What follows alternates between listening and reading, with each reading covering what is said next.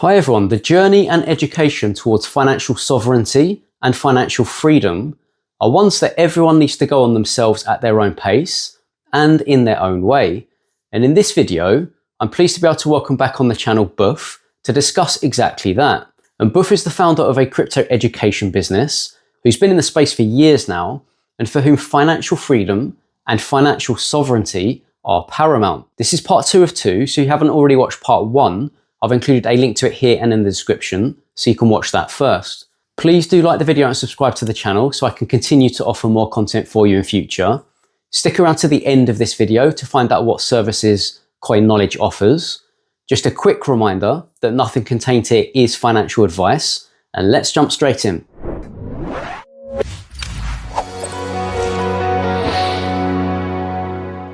What about, because I know we've talked about this essentially already without mentioning it, financial sovereignty, financial freedom, CBDCs. Oh boy.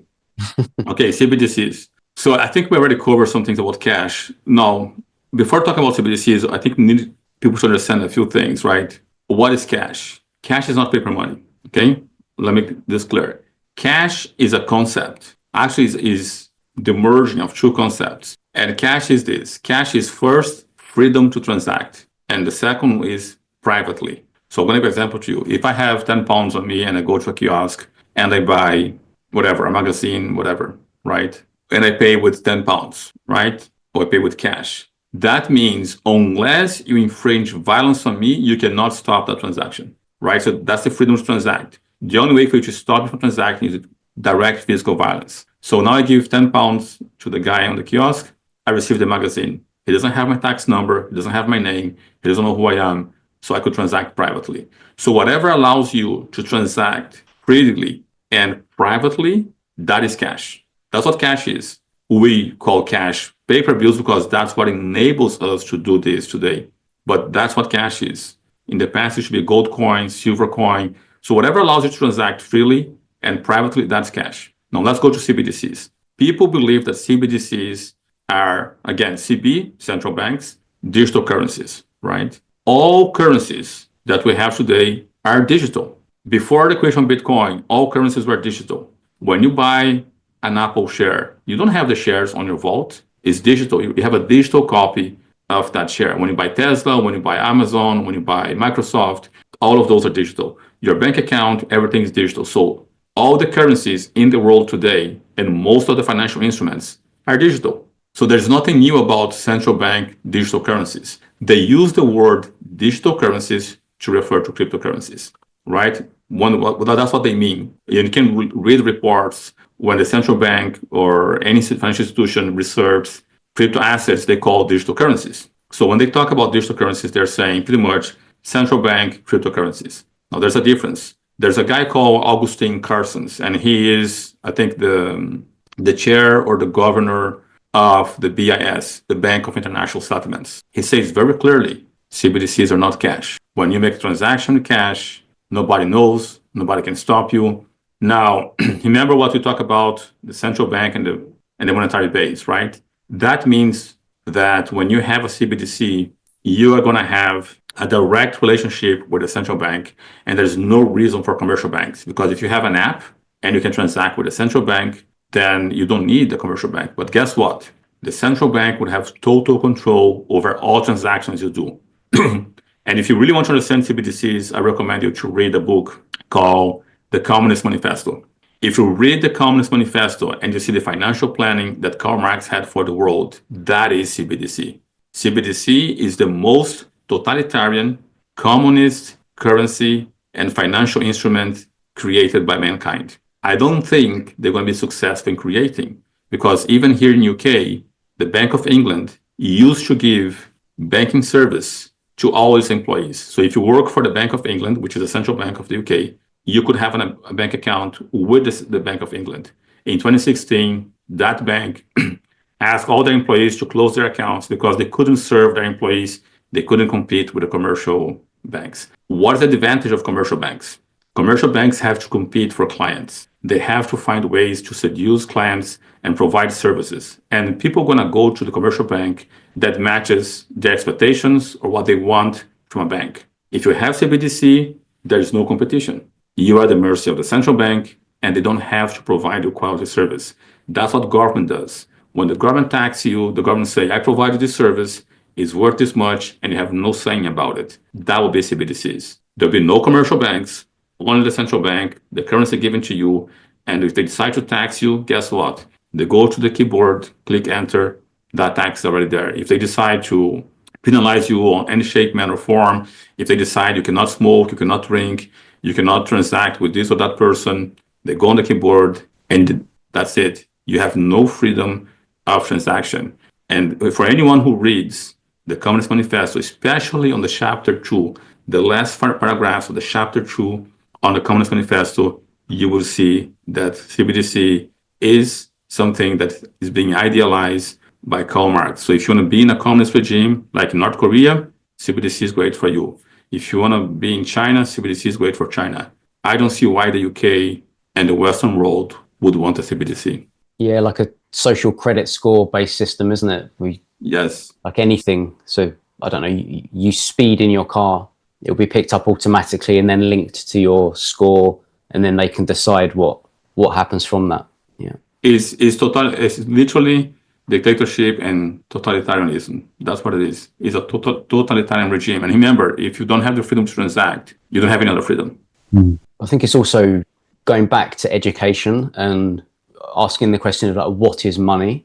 Because essentially, if you look at the journey we've been on through the metal currency, so silver, gold, bronze, whatever, paper currency, digital currency, at each stage you need adoption and you need almost an incentive to use that as a mass adoption. So the education's there. So paper money is obviously much easier than coins to hold and to store because it's lighter and there's less of it. And then you go to digital, so people now walk around with just a card and just tap it and pay, or on their phone and they tap it and pay.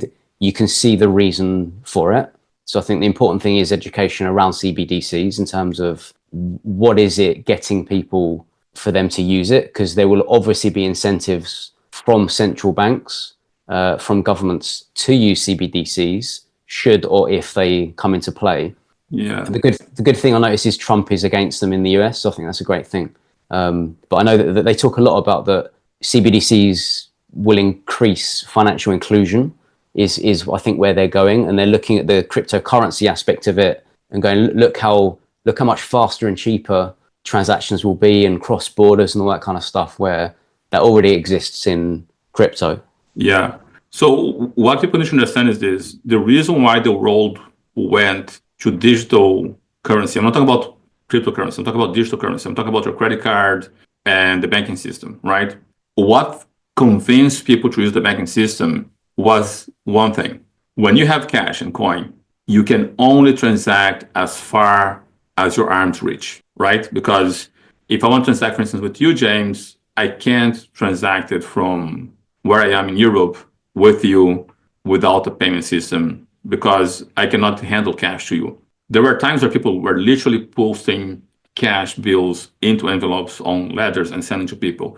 That was another way, but that was very risky, and I think that in some countries became illegal, right? I know people, for instance, who put $100 bills into a Bible and sent a Bible to their son, and there were money there.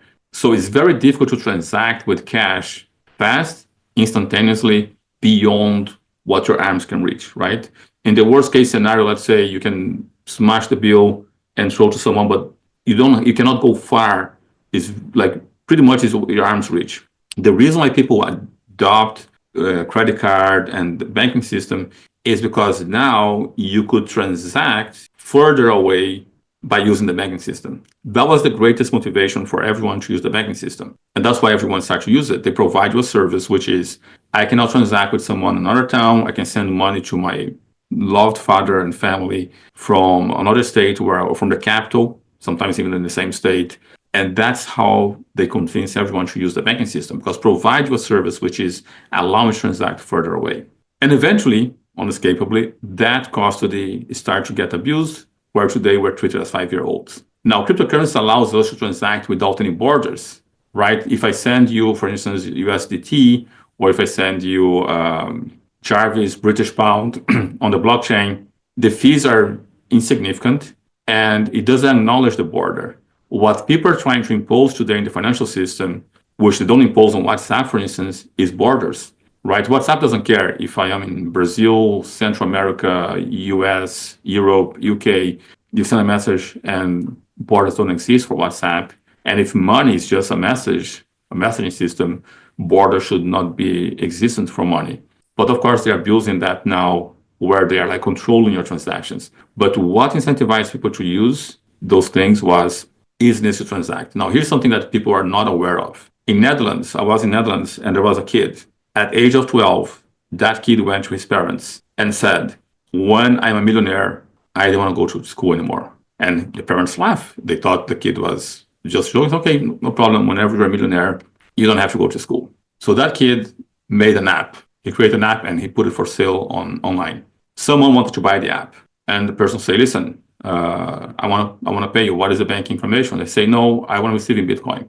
The person who was buying the app did not know about Bitcoin, but they really want the app. So they saw that they couldn't get the app without giving Bitcoin to the kid, right? So they found a way to buy it, got trained, sent Bitcoin to the kid. No problem. The day BTC hit at 3,000 some dollars, that kid had 958,000 euros on their account. He went to his parents and said, listen, I have 958,000 euros. I'm not going to school anymore. I mean, it's not a million, but it's pretty close, right? Now, my question is this. That kid had this idea at the age of 12. At the age of 15, he became a millionaire. At the age of 16 is when he qualifies for a bank account, right? Question. Now, imagine this kid going to a bank branch, taking a number, waiting to be served, talk to a guy. The guy's going to ask him for documentation of this, proof of address, blah, blah, blah, blah, blah, all that bureaucracy, and say, yes, next week you're going to have your card, you can transact this amount, this limit, and if you transact to another bank, it may take 48 hours or 3 working days. All this, do you really think that that child is going to feel like using the banking system? I would say no. And there is a generation of people who do not want to use the banking system right now. The bank system across the globe, especially in the first world, they are noticing they cannot harvest the 16-year-old anymore. They can't harvest. So everywhere in the globe, before the creation of cryptocurrencies, the banks knew how many people they have being 16, and then they can harvest them. Switzerland started to adapt. They give bank accounts to 12-year-olds as long as the parent signs. So why are they doing that? Because they know at the age of 12, those kids start to interact with cryptocurrencies. So they can't stop this. There will be more and more generations not using the banking system. I was in Netherlands last week, and I saw something that I haven't seen before. Normally, you have a bank branch and you have an ATM, right? What I saw in Netherlands, they have a room with 8 different ATMs from 8 different banks. Because the banks can no longer afford, one bank cannot afford to pay for one room with one ATM. So they have one room with all the ATMs collectively. It's because they're running out of clients. They just run out of clients.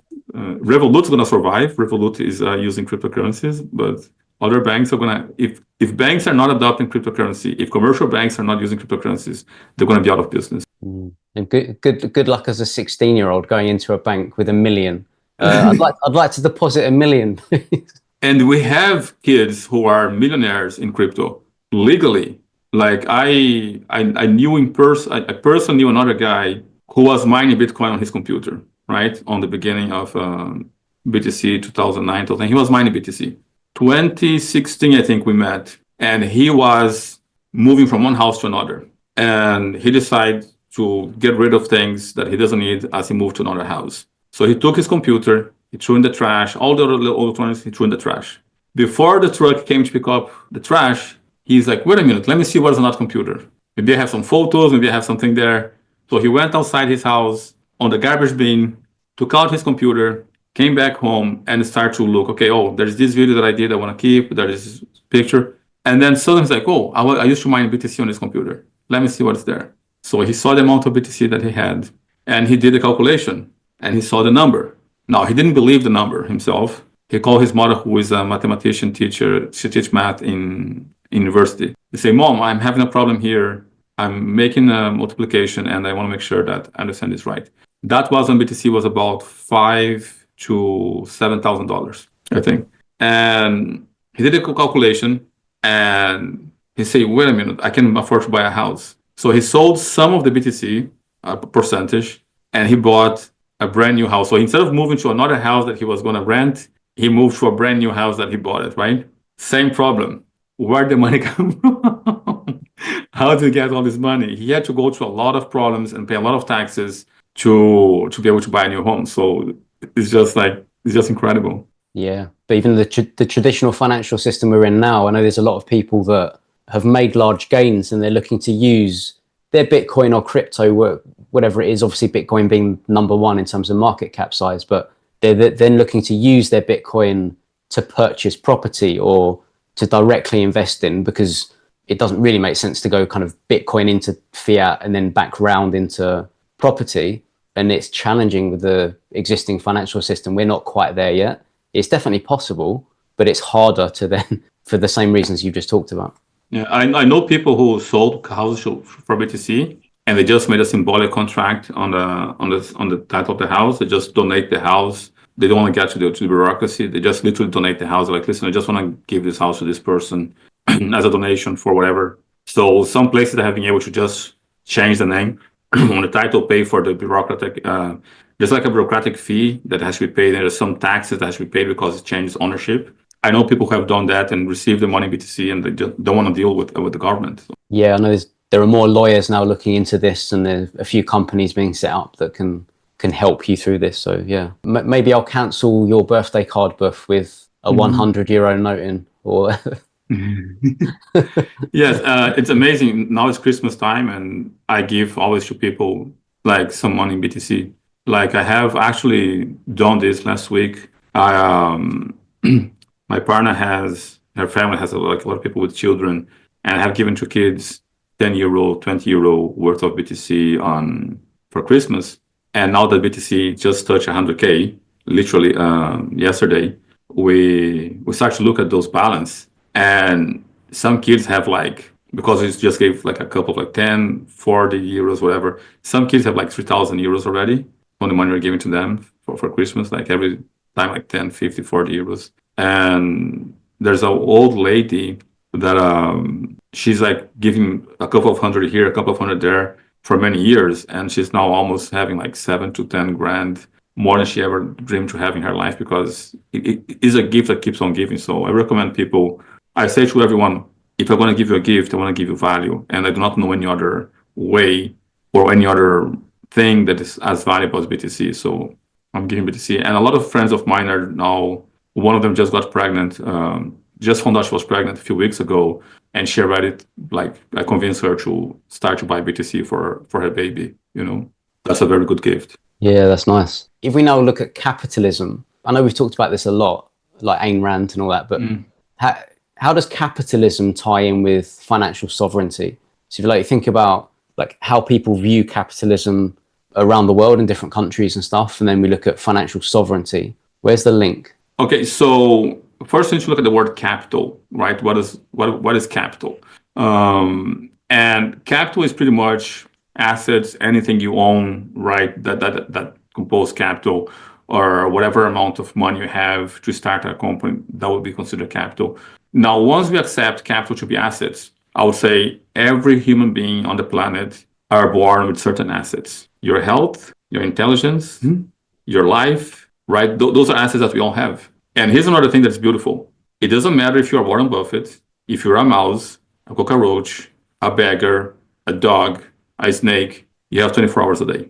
That's your time. Now, if time is the supreme capital, right, the supreme scarce asset that we all have, now you start to see how to use that asset, right? And I love, for instance, when it comes to capitalism, I love the Austrian School of Economics, because the Austrian School of Economics defines economy as human action, right? So I have my intelligence, I have my health, my body, my ability to create and to produce, and I put that into all this capital into an effort to produce something, which also is going to be another capital. So capitalism to me is whatever optimize the protection, preservation, and increase of capital.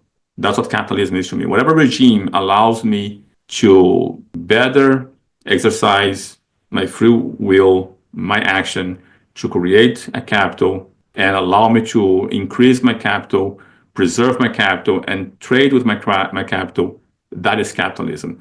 Another word for capitalism is voluntarism, right? Because the moment I put a gun on somebody's head or I force someone else to do something, that is not capitalist. That is the destruction of capital.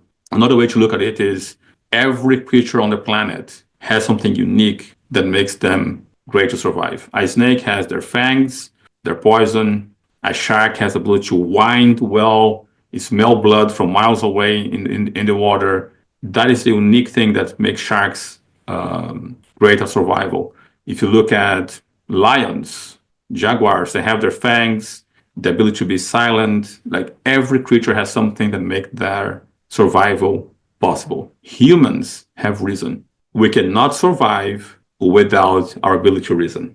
That is our unique fang, let's say. This is our unique claws. This is our weapon. This is what makes us be able to survive. This is our defense mechanism, is our reason. Now, if we see this as an asset and we all having 24 hours a day, I'm going to use my reason to find out what action can I do to preserve my life, to produce some goods and service capital to someone else. Now, because I'm responsible for my actions, I need to be in a system where I will be equally penalized or rewarded for my actions. Capitalism requires sovereignty. It requires for us to respect the individual and me alone to be penalized or rewarded for my actions. Now, the moment I made the wrong actions, I misallocate my energy and I produce something of no substance, and I force someone else who did something well to reward me, that violates capital, that violates freedom, and that violates sovereignty. So capitalism to me is not just an economical system, it's the only moral way to live. And I have no problem replacing the word capitalism with the word voluntarism. All interaction among humans should be voluntarily, without any violence, and only capitalism advocates for that. Yeah, about adding value and then receiving something in return for the value you've added, essentially, that human action. Yes. That's Atlas Shrugged, isn't it? Basically, that's the... Yes, that Atlas Shrugged. There's also a book by Ludwig von Mises called Human Action, which I don't recommend people to start the introduction to capitalism with that book, because it's a very hard book to read. It was originally written in German language, and then it got transliterated to English. So the order of words, the choice of words, and the whole grammar is just hard to read. But it is one book that explains how they view the economy and why capitalism. Now, another easy book to read, which is written by Ayn Rand, is Capitalism, the Unknown Ideal. That is another book that I think if people want to understand what is capitalism, they need to read that book and see that is capitalism as far as we have discovered. I'm not saying nothing else is going to happen in the future, but as far as we have discovered now, and as far as we can come up with a solution, capitalism is the only moral solution for the human existence that I have seen. And I think Bitcoin is, by default, created by someone who strongly believes on the Austrian School of Economics, because it enables us the sovereignty to transact. And another thing you need to understand, and we also should take here, talk about sovereignty and talk about Bitcoin. The reason why I like Bitcoin is because Bitcoin is sovereign money. And if you are not sovereign, you cannot interact with Bitcoin. Bitcoin is not for the people. Bitcoin is for the sovereign. And the reason why is because every action on the Bitcoin blockchain is a sovereign action. What do I mean by that? If I accidentally send you 10 BTC instead of a tenth of a BTC, that's it. I can't call the bank. I can't freeze the transaction. I cannot do anything. That money is gone. Or if I send you the wrong address, it doesn't matter. Like, it cannot be reversed. So once you start to interact with cryptocurrency, you need to ask yourself, am I sovereign? Because every action on the crypto space for most cryptocurrencies is a sovereign act. You cannot go back on a transaction. You cannot say I made a mistake. You cannot point your finger to somebody else. Yeah, a mutable blockchain, isn't it? And you got the decentralization aspect as well. Yes. Self-custody, all about financial sovereignty. Yeah, everything is about, the crypto space has two laws, right? Two laws, and it's all about sovereignty. Law number one, Not your keys, not your cheese, right? Not your keys, not your coins. Not your keys, not your money, right? But I like this American guy who's a hacker who says, not your keys, not your cheese, right? So that's the first law. Like, and that means you need to have a cold storage. You need to have in cold storage. The second law of crypto is do not trust, verify. Everything is verifiable, right? So if anyone violates one of those two laws, they do at their own risk. I'm going to give an example to you here. I don't mean to bring this guy in the spotlight, but for instance, the greatest Bitcoiner, right, on Today News is Mike Saylor, the company that owns most Bitcoin on the planet today. One of the top leading companies that owns BTC on the planet is MicroStrategy. Mike Saylor does not self-custody one single Satoshi. He's not in favor of self-custody. He has spoken negatively about self-custody.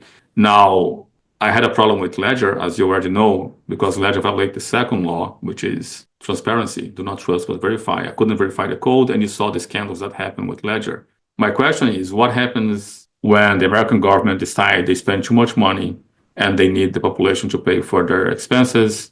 They order Coinbase to give them access to the BTCs that Coinbase custody has.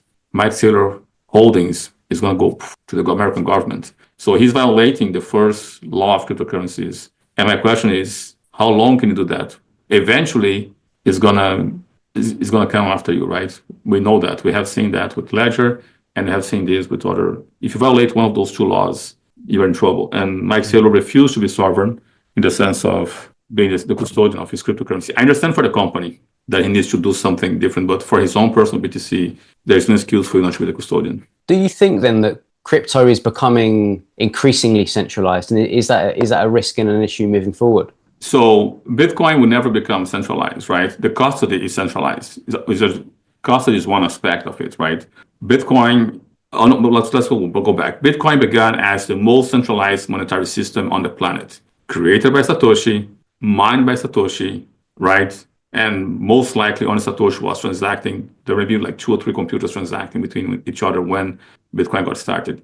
As it expanded, it became decentralized. Now you can't go back, right? And the reason why I can't go back is because there's many participants. And we saw this on the fork of Bitcoin Cash. People start to realize who are the participants. So when the fork occurred, we had the miners, we had the nodes, and another participant that people were not seeing and was on anybody's radar was the app developers, right? So let's say, for instance, miners decide to do one upgrade, nodes decide to do a different upgrade than the miners. The system doesn't work. So they found out that miners doesn't have as much saying as the nodes.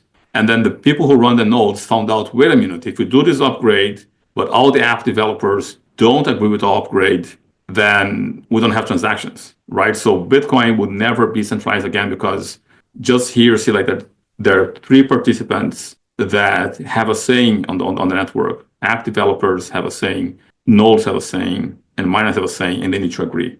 Now, custody is one aspect of cryptocurrency, and I think custody will become one point of centralization in the crypto space. And the reason being is because, like I said, Bitcoin is not for the people, it's for the sovereign. And the more people get into BTC, the more people get into crypto, the more centralized custody you're going to have. You, for sure, have many clients who have their cryptocurrency on the exchange.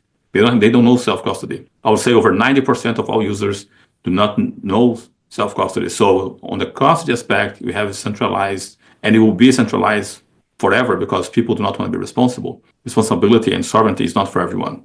That's one aspect that is always going to be centralized. And there's another aspect of centralization, which is, do we need this blockchain or this project to be decentralized? Because not all cryptocurrencies need to be decentralized. I'm going to give an example to you. BNB chain, the BEP20 chain, is extremely centralized. But the question is, who is behind the centralization? That's Binance, and that was CZ for a very long time.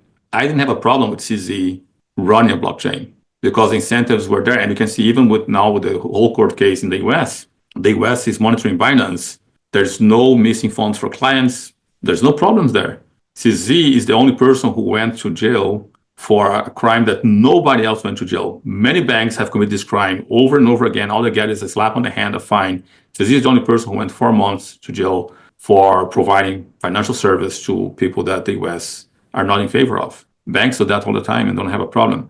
So certain things we don't need to be decentralized. Certain things we need decentralization.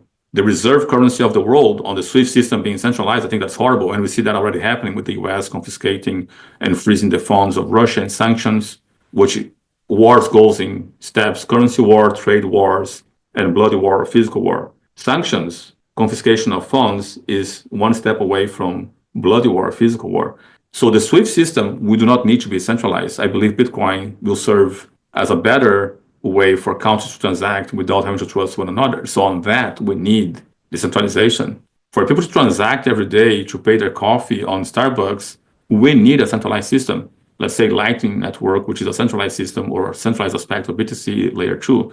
So we need to ask ourselves, where do we need decentralization and where do we need centralization? Not everything needs to be decentralized. Not everything needs a blockchain. And I think we need to be able to make that distinction.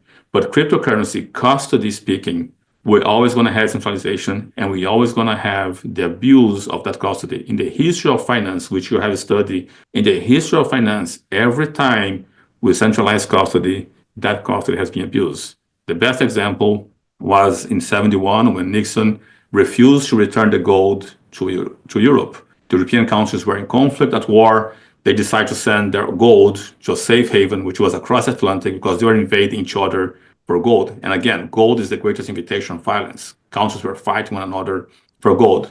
Europe centralized that custody in the US.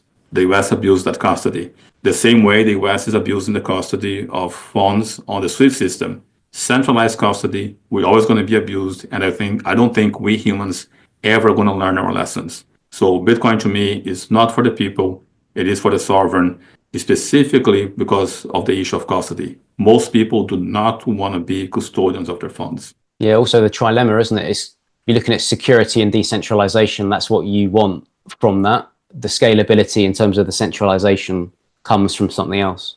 Yes. So for instance, I don't keep most of my funds on the BNB chain, right? I use BNB chain when I had a crypto card from Binance. So I always have like between $3,000 and $5,000 on my Binance card, right? Because I want to be able to pay for transactions, pay for things. I didn't mind that portion of my money being centralized on Binance. If tomorrow the US government would take my funds from Binance, I would laugh. I lost 5,000.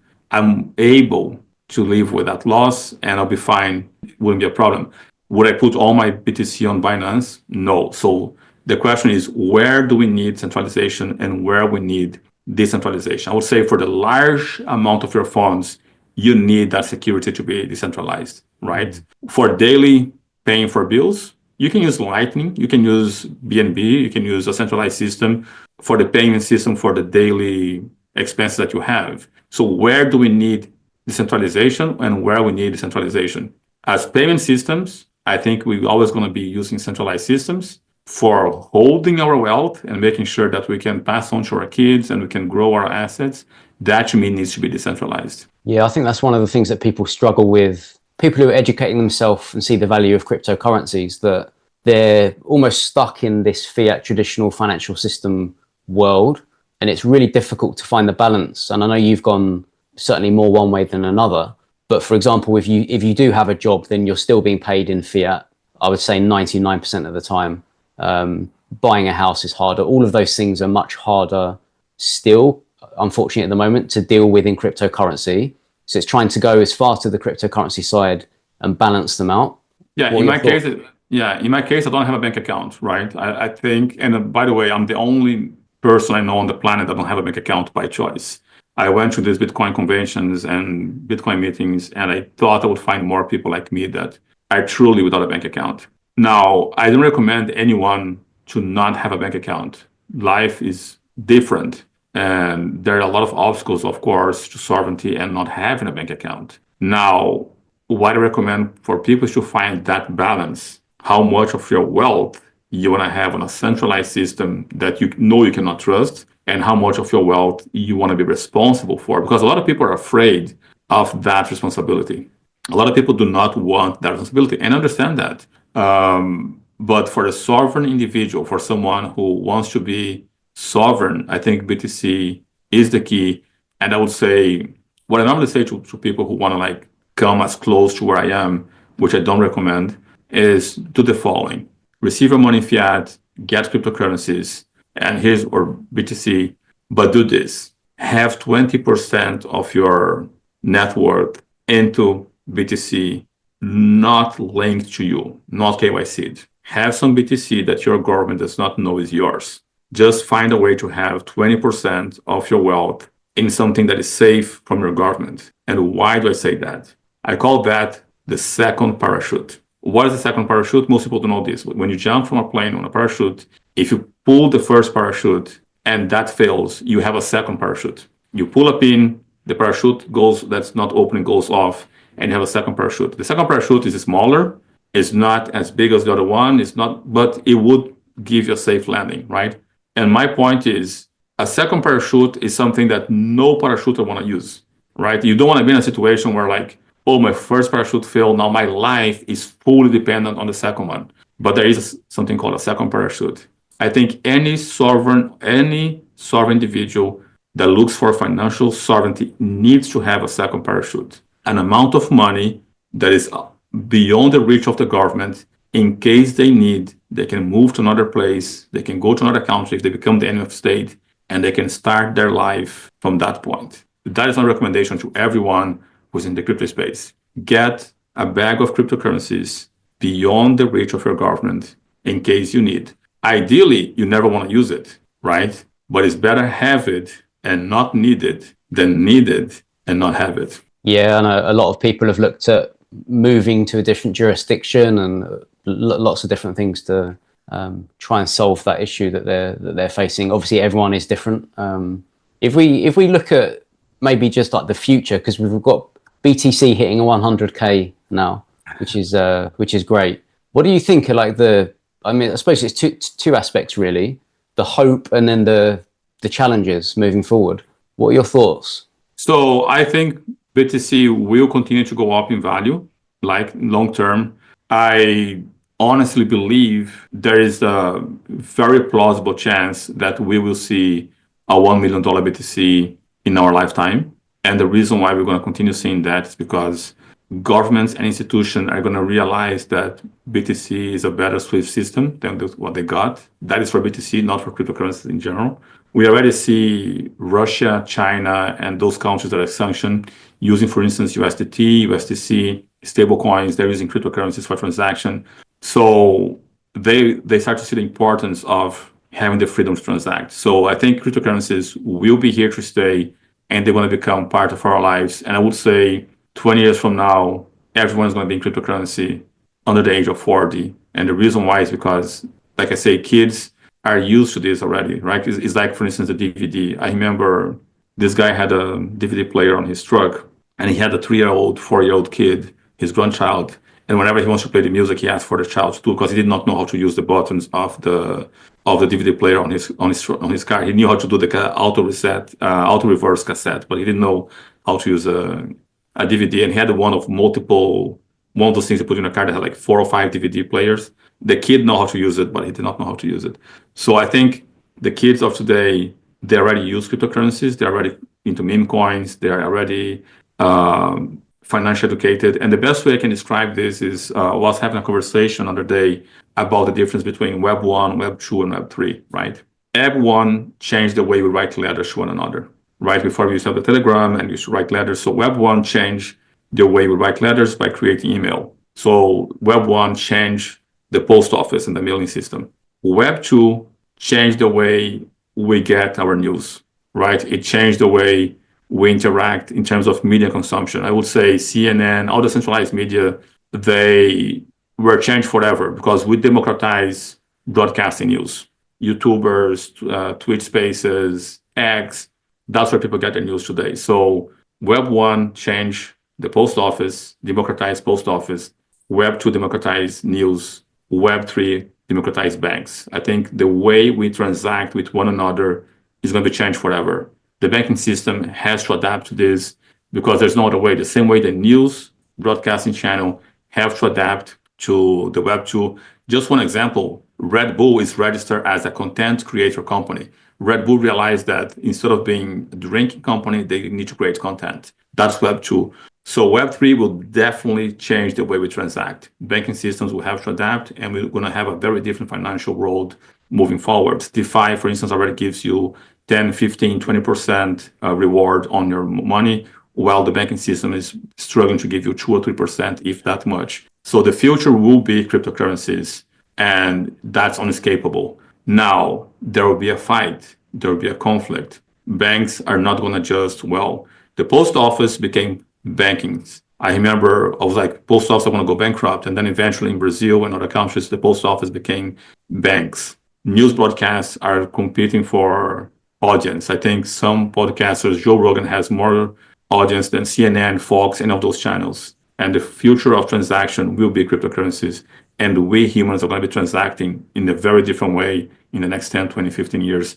And with that growth, cryptocurrencies that are solid, such as Bitcoin, will only go up. That's amazing. I think that's an amazing way to end on that hope and that looking at the Web3 and the future of crypto. I just want to say thank you, Buff. Thank you for all the kind of information and insights that you've shared with everybody that's watching. I think it's been invaluable.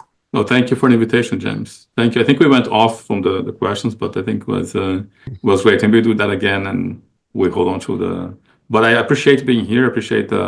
And once again, man, I'm very impressed with your journey and your channel, and it's amazing what you have been able to achieve. I'm like, every time I watch your videos and I watch your channel, I'm like, man, what a journey this guy is going through, and what a success. And I'm glad that I know I have a little bit of contribution to that journey. So keep on moving forward. I appreciate, and I hope to be here more often, more times. Thank you, man. Appreciate it. No, thank you. So that ends this video. And as always, I'd love to know what you think in the comments below about financial sovereignty and financial freedom and what this means to you in your life. Just a reminder that if you're interested in more of a tailored approach to your crypto education and you think you'd benefit from having someone look over your shoulder and guide you on your journey, I do offer one-to-one coaching to those who have the desire and the means to educate themselves further. And there are links in the description where you can message me and book in a free video call to see if we'd be a good fit. You can sign up for a free account with Coinly using the link in the description to this video, which is one of the best automated crypto tax platforms out there. If you're looking for more specific crypto tax advice based on your personal circumstances, I've partnered with a leading crypto tax company in Miner, which is part of the company Nephos, that offers other services such as wealth management, restructuring, offshoring, etc. But I'll leave a link to contact them directly in the description to this video. And finally, I've included a link to Trezor's website in the description for anyone looking for one of the best hardware wallets or cold storage that's out there, with 2 new models released recently in the Trezor Safe 3 and Trezor Safe 5 that I did a video on recently that you can find the link to here and in the description. And if you found this content interesting, please do like the video and subscribe to the channel, as it really does help. And have a great day.